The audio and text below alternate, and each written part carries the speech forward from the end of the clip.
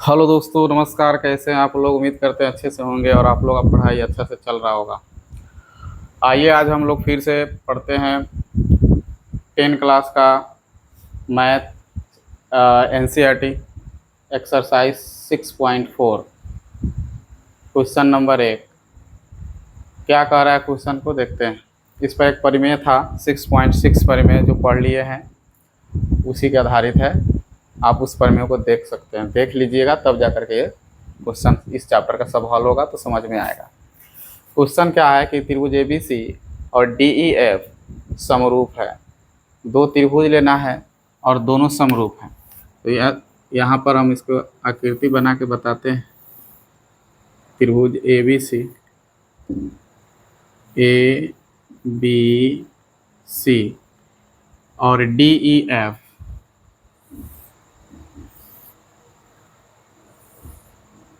DEF ये दोनों क्या है? समरूप है। दोनों त्रिभुज क्या है? समरूप है। उसके बाद इसमें क्या आ रहा है कि इनके क्षेत्रफल क्रमशः, दोनों का क्षेत्रफल दिया हुआ है 64 सेंटीमीटर। इसका दिया हुआ है 64 सेंटीमीटर स्क्वायर, इसका 121 सेंटीमीटर स्क्वायर है। यदि ई एफ 15.4 सेंटीमीटर है, ई एफ ये 15.4 सेंटीमीटर है तो बी सी ज्ञात करिए। यानी कि बी सी ये ज्ञात करना है आपको, ये बताना है क्या होगा। बहुत सिंपल है, जो दिया है उसको हम अनुसार चलेंगे। लिखेंगे यहाँ पर हल में कि वो दिया है, चूँकि त्रिभुज ए बी सी समरूप है त्रिभुज डी ई एफ। यदि दोनों त्रिभुज समरूप है तो आप परिमेय 6.6 में पढ़े होंगे कि यदि कोई दो त्रिभुज समरूप हो तो वह उसके क्षेत्रफलों का अनुपात, क्योंकि क्षेत्रफल दे रखा है तो क्षेत्रफलों का अनुपात, दोनों त्रिभुज के क्षेत्रफलों का अनुपात इनके संगत भुजाओं के वर्गों के अनुपात के बराबर होता है। ठीक है, तो यहाँ यही काम करेंगे। यदि सब समरूप होंगे तब, बिना समरूप के ये काम नहीं कर सकते।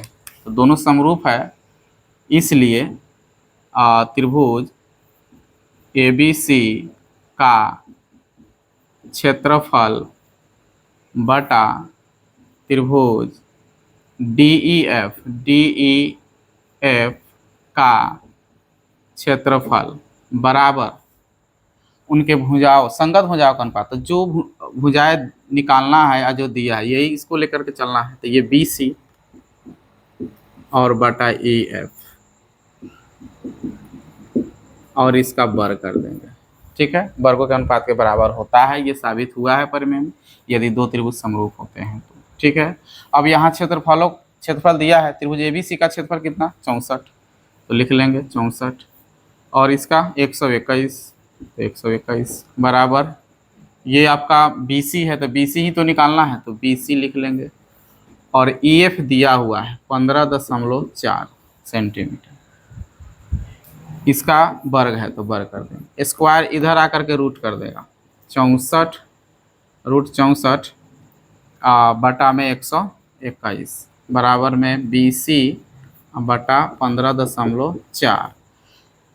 अब इसका वर्गमूल 64 का 8, 121 का 11 बराबर BC बटा 15.4।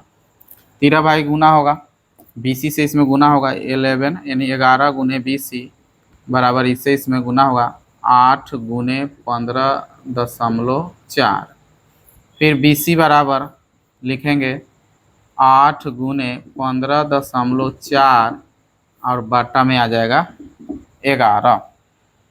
ठीक है, अब क्या है कि यहाँ पर दशमलव को आप हटाइएगा तो नीचे आ जाएगा 1 पर 1 0। 11 से इसको कटा दीजिए, 11 से कट जाएगा, 11 एकम 11। ठीक है, 11 चौका 44, 14 मरतबे कट जाएगा। फिर इसको गुना कीजिए, BC बराबर 11 से 8 में 14 से 8 में, तो 14 8 कितना होगा? 112। 14 8 112, बट्टा में है 10, तो आपका आ जाएगा फाइनली आंसर BC बराबर 1 पर 1 जीरो है तो एक अंक के पहले दशमलव भी हो जाएगा तो 11.2 सेंटीमीटर आंसर हो जाएगा।